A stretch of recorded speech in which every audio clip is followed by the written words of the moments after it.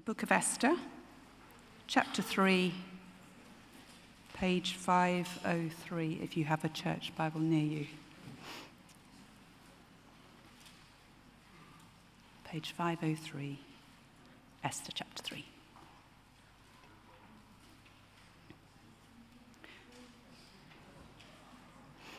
Okay. Can everyone see now? Great, thank you. And where I've got a shining light. Okay. So chapter 3, verse 1. After these events, King Xerxes honored Haman, son of Hammedatha, the Agagite, elevating him and giving him a seat of honor higher than that of all the other nobles. All the royal officials at the king's gate knelt down and paid honor to Haman, for the king had commanded this concerning him. But Mordecai would not kneel down or pay him honor. Then the royal officials at the king's gate asked Mordecai, "Why do you disobey the king's command?" Day after day they spoke to him, but he refused to comply. Therefore they told Haman about it, to see whether Mordecai's behavior would be tolerated, for he had told them he was a Jew.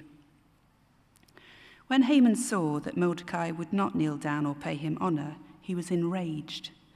Yet having learned who Mordecai's people were, he scorned the idea of killing only Mordecai.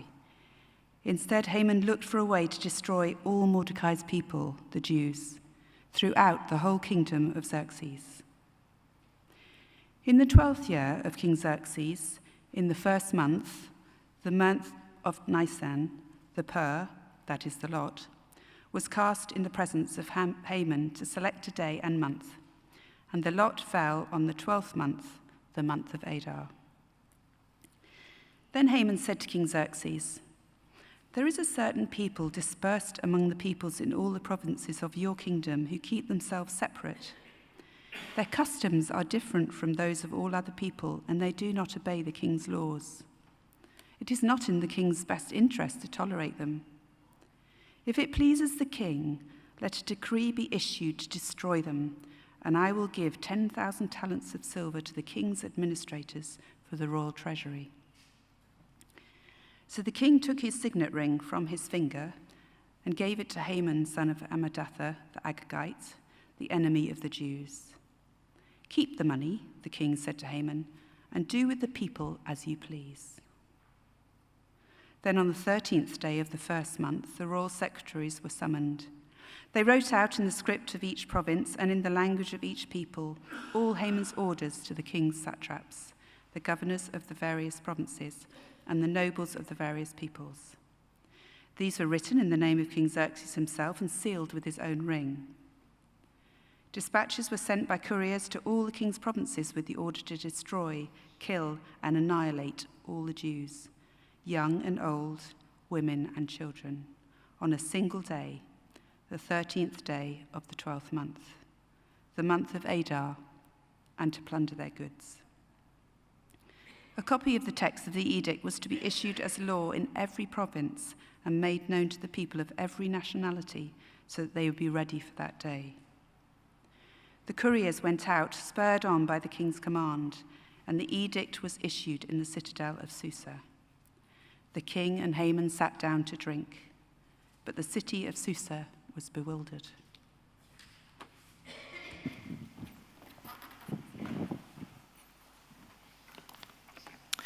Thank you very much, Pippa, for that reading. We're going to spend a little while looking at that passage together. My name's John Risbridger, one of the ministers here. And again, it's great to have you here. And I hope you can stay around afterwards for a cup of tea and get to know us.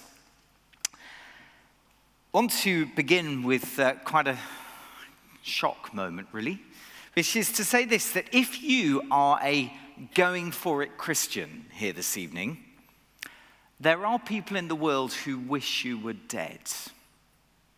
I know that's quite strong, but it's true. People in the world who wish you were dead. And there are many others who would gladly give you a pretty hard time for what you believe.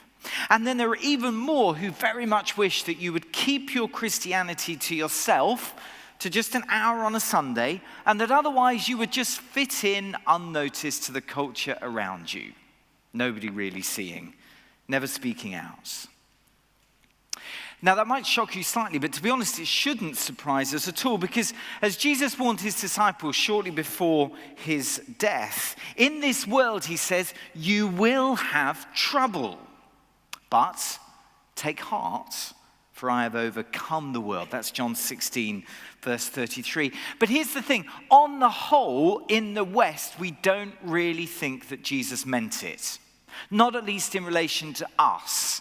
It might be true for others, but not really for us, because for centuries, broadly speaking, we've had it fairly easy in the West.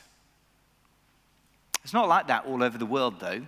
Abhishek is an Indian Christian, and the Hindu nationalist paramilitary group, the RSS, functioning in his country, wants to wipe out all non-Hindu religions in India by 2021. It's their stated aim. And that includes wanting to wipe out Abhishek. Imagine living with that conscious threat over your life. Abhishek tells how recently a Christian father he knew, loved for his care for the poor and his commitment to telling other people the good news by distributing Bibles, this man was taken from his home at 4 o'clock in the morning, taken to the forest and shot dead in cold blood, leaving behind a wife and 3 young children. Why? Simply because he was a full-on Christian. That's why.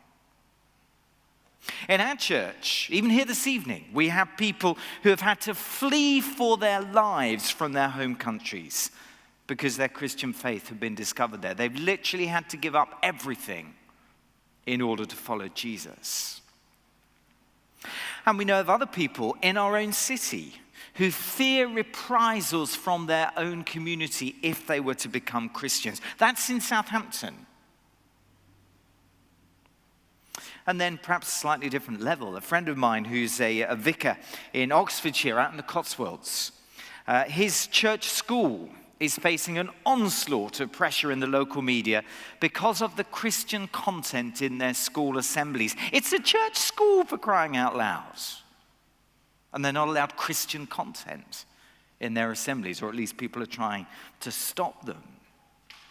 Now, I know it's true that there are some Christians who are so aware of potential opposition to their faith that kind of everything becomes a fight.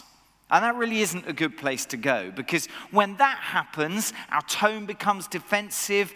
We lose a kind of vision for blessing our society and enjoying our society, and we can end up always seeing hostility when sometimes we could find friendship. So that isn't a good place to get to. We need to kind of avoid that kind of persecution complex, that martyr persona. We need to avoid that. But we can't avoid the reality that following Jesus faithfully will get us into hot water sometimes. It will, if we're being faithful. We won't always be popular. We won't always fit in. And if we don't recognize and embrace that reality, the reality is that we will end up compromised and out of step with Jesus, because he said, in this world, you will have trouble. And we need to face it. Well, Esther 3 that we've just had read to us helps us face that. Because here in Esther 3, God's people are facing big, big trouble. We're going to explore some of the hostility they were facing in a few headings, and then we're going to think about what that might mean for us. First of all, this was an ancient and a continuing, an ongoing hostility. Verse 1 of chapter 3, after these events, King Xerxes honored Haman, son of Hammedatha, the Agagite, elevating him and giving him a seat of honor higher than that of all the other nobles. Nothing very interesting there, you might think. That's what powerful people do. And we saw last week, King Xerxes was the most powerful man in the world at the time, and powerful people sometimes raise up their friends to positions of power. Straightforward. But there's one word in that verse that sends alarm bells ringing if you recognize it. Ominous word. It's the word Agagite, describing Haman's ancestry. Why is that a big issue? Well, because Agag, from which the word Agagite comes, was the king of the Amalekites. And hostility between the Amalekites and the Israelites goes way back to the beginning of the story of the nation of Israel. Right back in Exodus chapter 17, where the Amalekites attacked the young Israelite nation just after they had come out of Egypt. That was the Amalekites. They were hostile to Israel then, and that hostility continued through the history. You can read about it in Deuteronomy, in Numbers, in Judges, and it continued right the way into the period of the kings in Israel, and in particular to the first king, King Saul. And it was when King Saul was in charge in Israel that King Agag was the king of the Amalekites. And there was lots of tension between them, and it ended up in Agag's death. And that tension is now about to resurface between Haman, the descendant of King Agag, and Mordecai, who according to chapter 2, verse 5, was a descendant of King Saul. You can see the lines of descent there up on the screen. So this bigging up of Haman, the Agagite, was bad news. Bad news for all of the Israelites, and particularly galling and particularly threatening to Mordecai. Not least because, end of chapter 2 last week, Mordecai had shown great loyalty to King Xerxes, rescuing him from an assassination attempt, and King Xerxes had barely even noticed. Mordecai's loyalty had gone unrewarded, and now his archenemy, Haman, is being lifted up. Imagine how that felt. Didn't feel good. How is Haman going to respond? Well, have a look at verse 2. All the royal officials at the king's gate knelt down and paid honor to Haman, for the king had commanded this concerning him about bowing down. But Mordecai would not kneel down or pay him honor. You can see the conflict beginning to emerge. Now, all the text says, by way of explanation, is that Mordecai was a Jew, end of verse 4. And that was enough to explain the hostility between Haman and him for the reasons that we've seen. It was an ancient hostility resurfacing at this moment in history. But what do we make of Haman's reaction? Was this courageous loyalty to God and his people and a brave stand? Or was this a piece of shameful nationalistic pride and quite a serious lapse of judgment on Mordecai's part? Which was it? I don't know. The text doesn't say which it was. That's not the focus. The Bible neither condemns him nor commends him for what he did. This is just what happens. The point is simply that this ancient, simmering hostility towards Israel that goes back all these centuries is still alive. And it's happening right there in Susa, at the heart of the Persian Empire. Of course, in one sense, this hostility that we're plugging into in this moment is even more ancient than Exodus chapter 17. The hostility towards the people of God, it ultimately goes right back to Genesis chapter 3, to Satan tempting Adam and Eve in the Garden of Eden. And actually, you can go right forward to the end of history, Revelation chapter 20, and it's still there, where all the powerful people of the world are united in hostility against those who follow the Lord Jesus. Read it, Revelation chapter 20. And that's what we're plugging into here in Esther 3, an ancient and an ongoing hostility towards the people of God. And that, frankly, is what God's people across the world today are still experiencing in their thousands, in their millions. An ancient and continuing hostility. But let's be honest, it's kind of understandable, isn't it, that Haman was offended by Mordecai's refusal to honor him. But the moment you see Mordecai's response, you see that there's more going on than meets the eye. It is not only about an ancient and ongoing hostility, it is also a disproportionate and brutal hostility. Yes, this was a personal slight. You can understand Haman taking a little bit of umbrage at Mordecai being the only one who isn't going to bow down. It's a personal slight, but that personal slight is being used to justify the genocide of an entire people. That's what happens here. Have a look at verse 5. When Haman saw that Mordecai would not kneel down or pay him honor, he was enraged. Yet having learned who Mordecai's people were, he scorned the idea of killing only Mordecai. Instead, Haman looked for a way to destroy all Mordecai's people, the Jews, throughout the whole kingdom of Xerxes. This is clearly totally brutal and totally disproportionate. But that's actually the way that hostility to the people of God often is and still is today. I mean, in our terms, you see it, don't you? Whether it's Stephen Fry or Richard Dawkins, totally disproportionate responses to Christianity. Here's a picture of Dawkins up on the screen with a t-shirt on that says, "Religion, together we can find the cure." That's kind of vaguely funny, but it's pretty insulting as well, isn't it? But it gets worse. Dawkins again.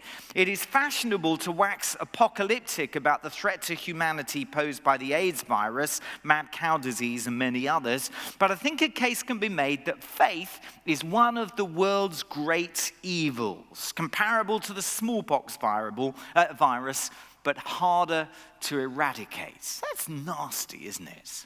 What we believe, and the fact that we believe it, it's one of the world's great evils, he says, despite the enormous contribution that churches all over the globe make to society and care for the poor. But it's all a great evil, worse than smallpox. That's, even if you disagree with Christianity, it's disproportionate, isn't it? It's obviously disproportionate, full of hatred. And then back in 2017, speaking of the Oxford Christian Union, he says, "Oxford's Christian Union is notoriously nasty and predatory." Although, to be fair, he didn't think it should be bans. But I mean, why so nasty? A professor of the university mongering fear and hatred towards 100 or so Oxford undergrads. Really? It's out of all proportion. But it's nothing new. We see it here in Exodus 3, a personal slight and an attempt at genocide of the whole people of God. And so Haman gets together the magicians of his day. It seems he was a superstitious man. And they cast lots. They kind of effectively throw the dice. That's what the pur was, to determine the time for this genocide. Verse 7, "In the 12th year of King Xerxes, in the first month, the month of Nisan, the pur," that is the lot, the dice, "was cast in the presence of Haman to select a day and a month. And the lot fell on the 12th month, the month of Adar." But here's an important question. Is what we're dealing with here in Esther chapter 3 actually relevant to you and me as Christians, if you're a Christian here this evening? We've assumed so far that it is, that this is about hostility towards the people of God. But actually, is this straightforward anti-Semitism? That is, hostility specifically to Jewish people. Is that the real relevance of this passage? And we're perhaps wrong to claim it for ourselves as Christians. What are we to make of that? Well, this is about anti-Semitism, and this is about hostility to the people of God. It seems to me, to be both and. The anti-Semitism here is very, very clear, isn't it? Verse 6 again, "Instead, Haman looked for a way to destroy all Mordecai's people, the Jews, throughout the whole kingdom of Xerxes." And as you look at the way he presented his case to the king, the anti-Semitism, the hatred towards Jewish people is clear. Of course, anti-Semitism was a huge issue in the last century and one of the major causes of World War II, in a sense. But it's also a very relevant issue now, isn't it? It's been very publicly relevant in some of the debate around the Labour Party, but actually it's also relevant at the other end, the far right of the political spectrum, far left and far right. This is an issue in our time. And we have to hang our heads in shame as Christians sometimes to acknowledge that the curse of anti-Semitism hangs over too much of Christian history, including some of the people that we in other respects look up to as heroes of the faith. Let's be very clear, hostility towards people on the base of their race is deeply wrong towards any people, towards any race. And therefore it's very wrong to the Jewish people as well.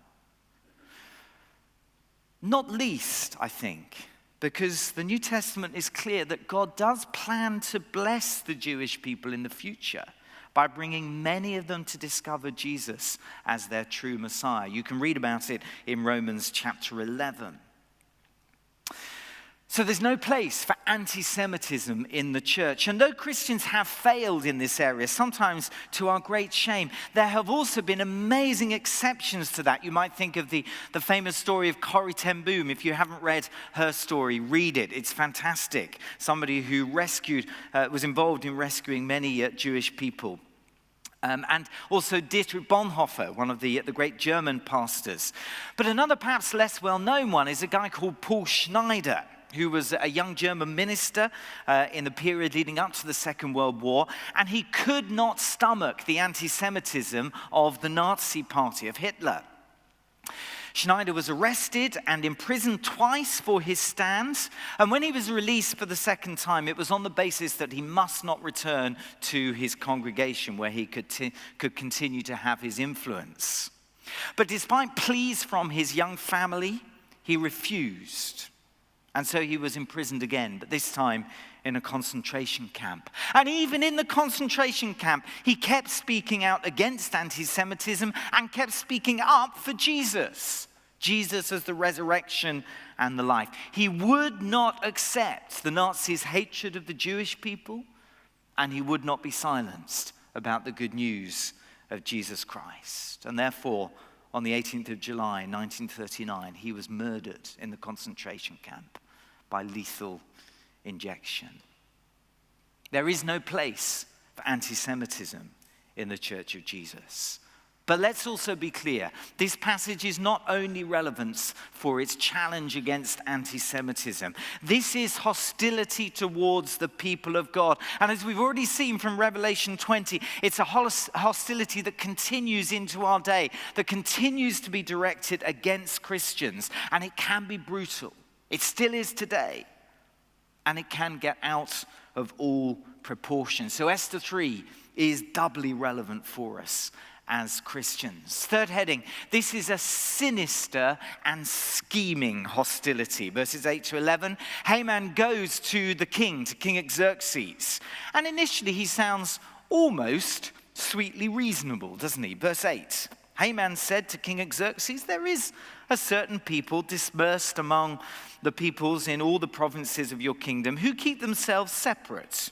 Their customs are different from those of other people, and they do not obey the king's laws. It's interesting. It's starting quite gentle, but there are hints right from the beginning that something is amiss. He refers to all the provinces, 127 of them in the Medo-Persian Empire, and almost certainly it's an exaggeration to believe that there were Jewish people in all 127 provinces. And it sounds a little bit sinister. They're everywhere, you know, King Xerxes, all your provinces. And then separation. They keep themselves separate. Well, that was part of Jewish identity in the sense that they were to live differently as the people of God. But the Jewish people were not disloyal or unengaged. Their prophets had taught them to seek the welfare of the cities they were exiled to. And there were great examples of that in people like Daniel and indeed Mordecai. Even here, Mordecai and Esther are obviously both around the royal court. So they're not really keeping themselves so separate, are they? But then they do not obey the king's laws. This is where it's beginning to get nasty. The knife is really going in. Which laws is it that they don't obey? What's the evidence? None. In fact, the evidence of chapters 1 to 2 is rather to the contrary, because Mordecai and Esther had shown great loyalty to King Xerxes.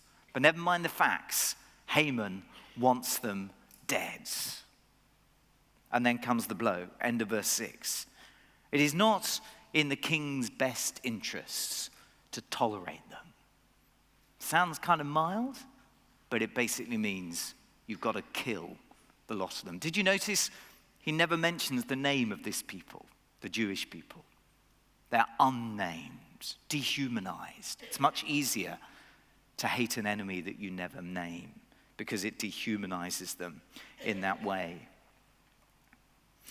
And then the appeal to the king's self-protection, it's not in the king's best interest to tolerate them, is kind of confirmed and exaggerated by an appeal to his greed. Verse 9, if it pleases the king, let a decree be issued to destroy them, and I will give 10,000 talents of silver to the king's administrators for the royal treasury. It's bribery, straight up, that's what it is. And at an astonishing level, if you do the stats, Callum encouraged me to investigate this during the week, to work out how much this weight of silver would cost at today's prices. And the answer is, I think, about $160 million worth of silver that he's promising to give to the royal treasury. That's a lot of money. But actually, it's a huge underestimate of the value of this silver in the Medo-Persian Empire at the time. It's actually way bigger than that would suggest to you. Herodotus, the Greek historian, tells us that 14,500 Babylonian talents, remember we've got 10,000 talents of silver here, Herodotus says that 14,500 Babylonian talents was the total annual revenue of the whole Medo-Persian Empire at the time, 14,500, and he was measuring that in Greek talents, which were a third smaller than the Babylonian ones of the day. So 10,000 Babylonian talents was pretty much the same as 14,500 Greek talents. In other words, Haman is promising to put into the royal treasuries the whole revenue of the Medo-Persian Empire for the year. Imagine that, the whole GDP of our nation, if you're into economics. That's what we're talking about in our terms. It's a stupendous amount of money that Haman is offering in order to get rid of the people that he so despised. Determined and calculating. It's absolutely horrible, sinister and scheming. Now, there is actually some uncertainty as to whether the king did refuse the money, as it suggests in verse 11. It's possible that he did, as the NIV translation suggests, but you could translate it a little bit differently. And actually later on in Esther, Esther describes what Haman has done as selling her people to the king. So actually it's also possible that when Xerxes appears to say, no, you can keep the money, he's actually just at the beginning of a kind of royal negotiation where actually he is going to end up keeping a lot of money. We're not sure. But either way, some well-chosen words by Haman and some blatant bribery get him what he wants. So that the future of a whole race, a whole people now lies in the balance. Verse 10, the king took his signet ring from his finger and gave it to Haman, son of Hammedatha the Agagite, the enemy of the Jews. Keep the money, the king said to Haman, and do with the people as you please. A whole race just dismissed with the wave of a hands. And so as we get into verse 12, the machinery of government goes into action in order to execute this strategy. And we see, fourthly, it is a determined and calculating hostility. Verse 12, and notice all the passive verbs, the machine of government clicking in. Then on the 13th day of the first month, the royal secretaries were summoned. They wrote out in the script of each province and in the language of each people all Haman's orders to the king's satraps, the governors of the various provinces, and the nobles of the various people. These were written in the name of King Xerxes himself, and they were sealed with his own ring. The machines kicked in. The edict is to be executed. The coverage is empire-wide, beginning of verse 13. The job is to be done in a single day, middle of verse 13. And people right across the empire are incentivized to play their part. End of verse 13. On a single day, the 13th day of the 12th month, the month of Adar, and to plunder their goods. In other words, the people all across the empire are to join in the extermination of the Jewish people, and as their incentive, as their reward, they can keep all the booty as they do it. Calculating, deliberate, horrible, determined hostility. Haman rubs his hands with glee. Xerxes has a nice G&T. It's all in a day's work for him. But the city is bemused. Verse 15, the couriers went out, spurred on by the king's command, and the edict was issued in the citadel of Caesar. The king and Haman sat down to drink. They both had a G&T, it seems. But the city of Susa was bewildered. Interesting. Bewildered. They're looking on thinking, where did that come from? How did that happen? How did it all come about so quickly? What on earth is going on?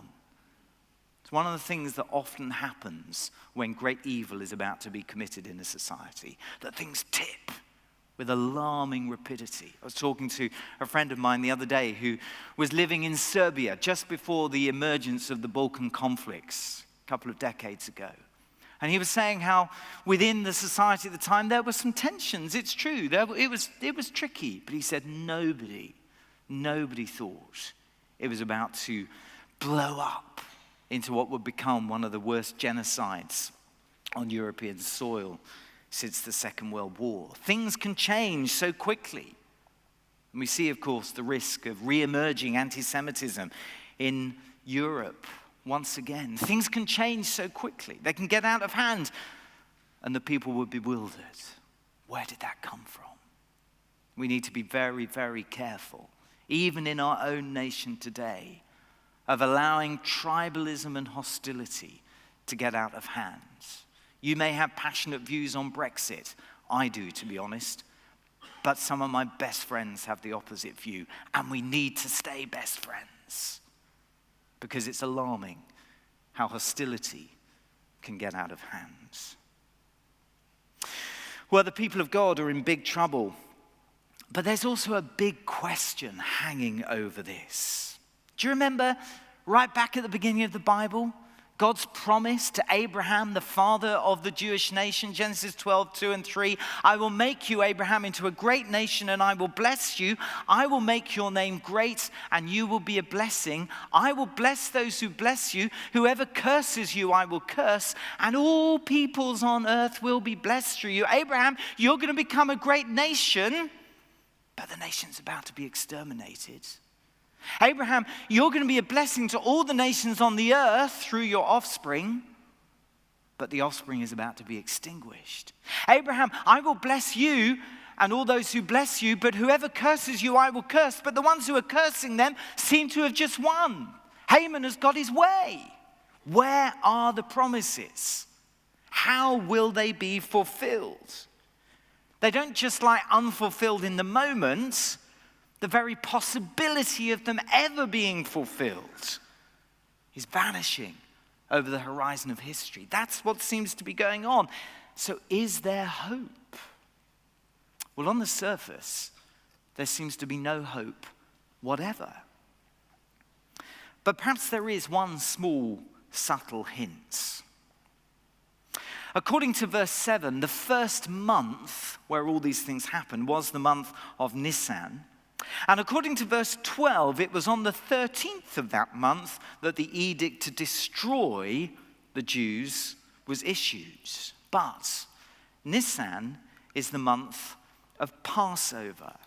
And the 13th day was the day before the Passover lamb was slaughtered for their great annual celebration of God's rescue of Israel from Egypt.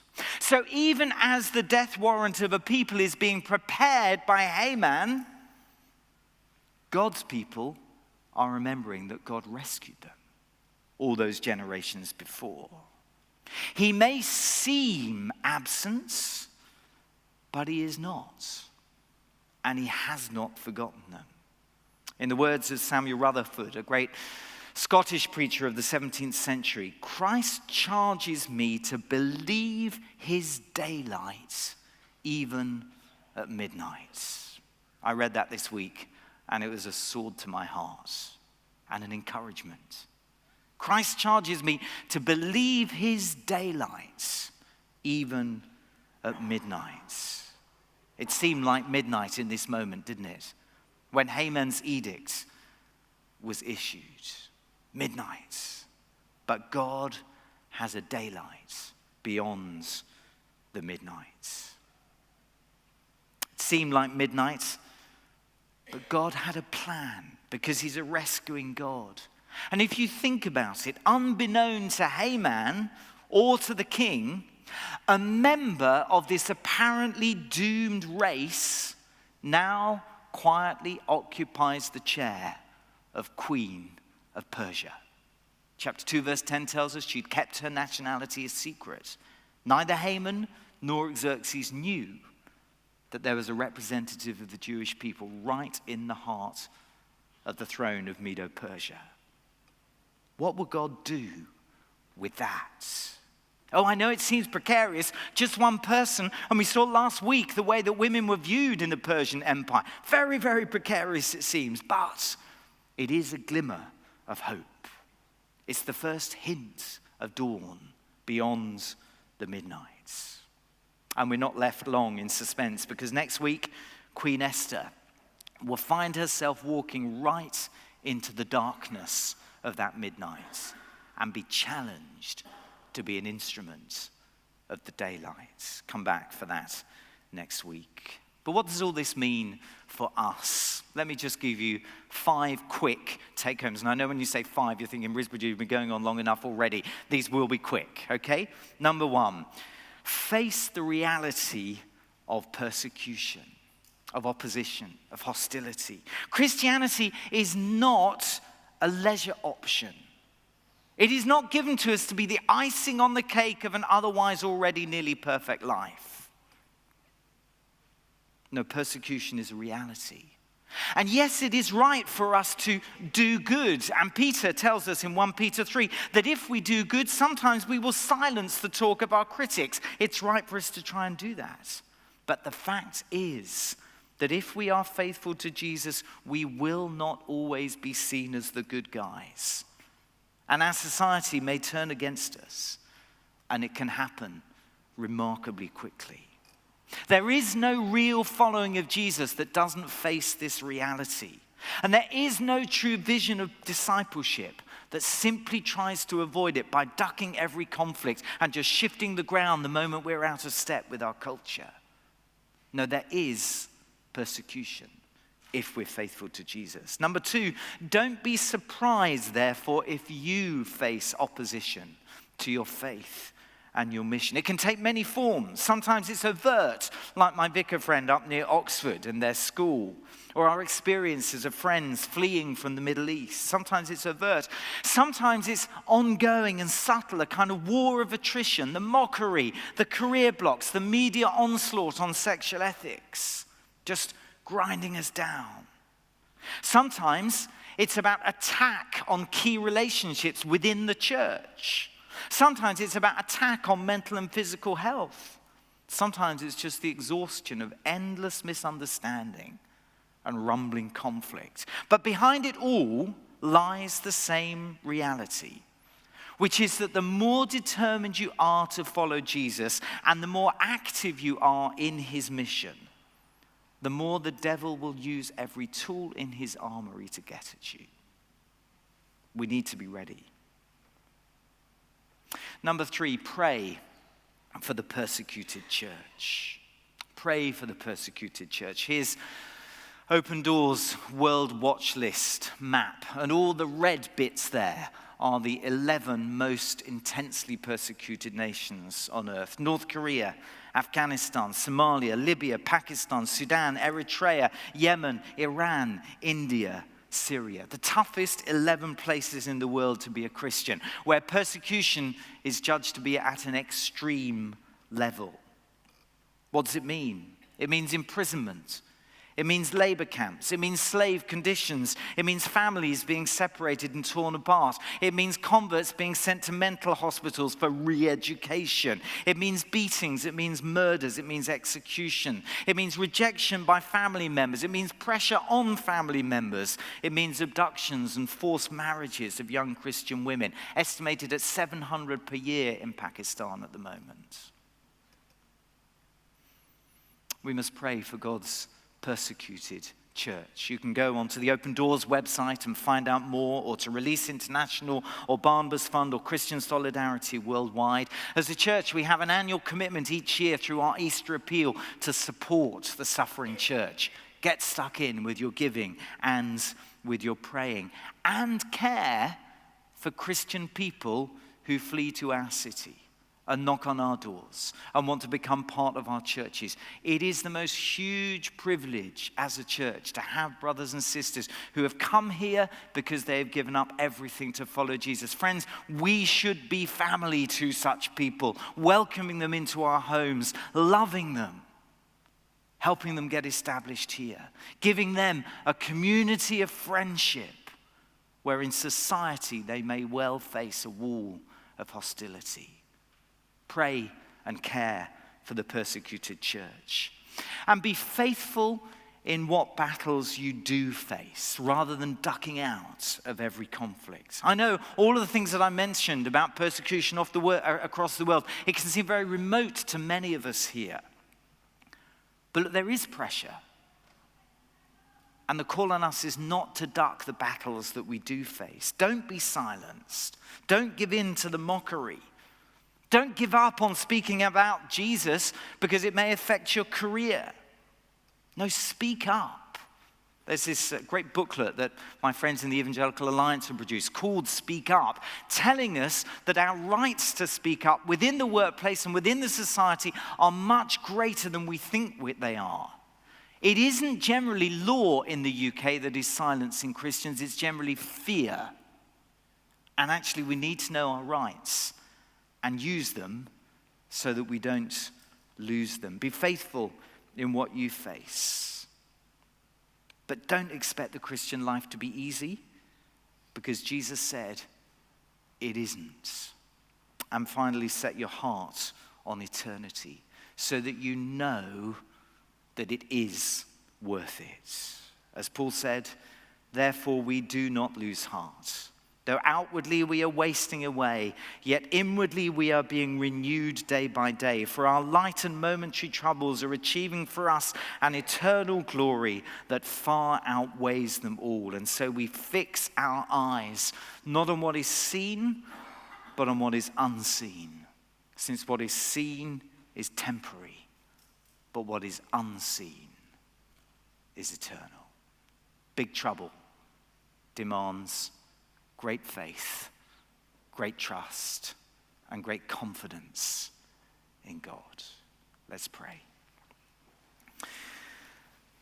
How we thank you, Father, for the honesty of your words, that you don't pretend to us that to become a Christian is to walk into a kind of rose-tinted, perfect life, but rather it is to embrace the reality of hostility and sometimes suffering and loss. Help us, Lord, to face that reality. Help us not to give up in fear and surprise when we experience it for ourselves. Help us to pray in solidarity for your suffering people across the world, and to be faithful in the battles that we do face. But Lord, whatever troubles we face, give us that strength of heart, that strength of faith by your Spirit to fix our eyes on eternity, and to know that within the scheme of eternity we will look back and see it was all completely worthwhile. For Jesus' sake we pray. Amen.